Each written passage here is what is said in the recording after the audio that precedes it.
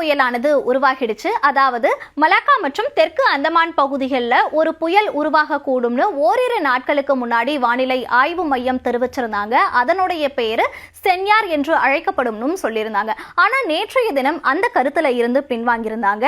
அதாவது புயல் உருவாகாதுன்னு சொல்லியிருந்தாங்க. ஆனா இன்றைக்கு காலையில சென்யார் புயலானது உருவாகி இருக்குன்னு வானிலை ஆய்வு மையம் தெரிவிச்சிருக்காங்க.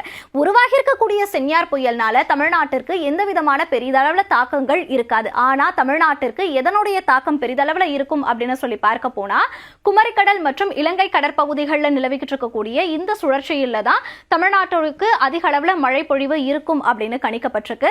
அதாவது குறைந்த காற்றழுத்த தாழ்வு பகுதியில இருந்து ஆழ்ந்த காற்றழுத்த தாழ்வு பகுதியாக இப்ப இது மாறி அப்படியே நிலை கொண்டிருக்கு. இது இன்னும் அடுத்த 12 மணி நேரத்துல காற்றழுத்த தாழ்வு மண்டலமாக வலுப்பெறும்னு சொல்லியிருக்காங்க. இதுவே இன்னும் 24 மணி நேரத்துல ஆழ்ந்த காற்றழுத்த தாழ்வு மண்டலமாக வலுப்பெறக்கூடும் வானிலை ஆய்வாளர்கள் கணிச்சிருக்காங்க. இது புயலாக மாறுறதுக்கும் வாய்ப்பு இருக்குன்னு வானிலை ஆய்வாளர்கள் சொல்லியிருக்காங்க. இதனுடைய தாக்கங்கள் எந்தெந்த நாட்கள்ல எந்தெந்த மாவட்டங்கள்ல எப்படி இருக்கும் அப்படின்னு சொல்லி பார்க்கலாம்.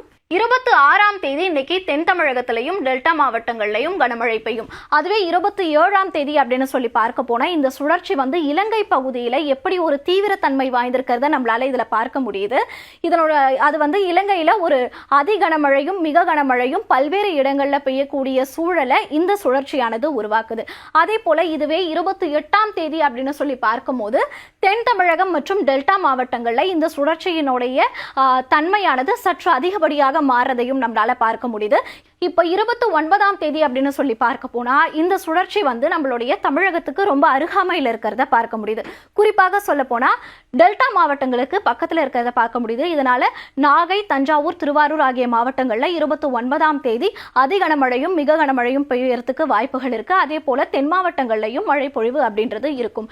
இதுவே 30ஆம் தேதி அப்படின்னு சொல்லி பார்க்க போனா இந்த சுழற்சியானது சற்றே மேல் நோக்கி போகுது. அதனால நம்மளுடைய வட தமிழகத்துல அதி கனமழை பெய்யறதுக்கான வாய்ப்புகள் இருக்கு. குறிப்பா சொல்ல போனா KTCC ஜோன்ல மிக கனமழை முதல் அதி கனமழை பெய்யறதுக்கான வாய்ப்புகள் இருக்கு. அதனால ஆரஞ்சு அலர்ட்டும் ரெட் அலர்ட் விடுறதுக்கான வாய்ப்புகளும் அதிக அளவுல இருக்கு.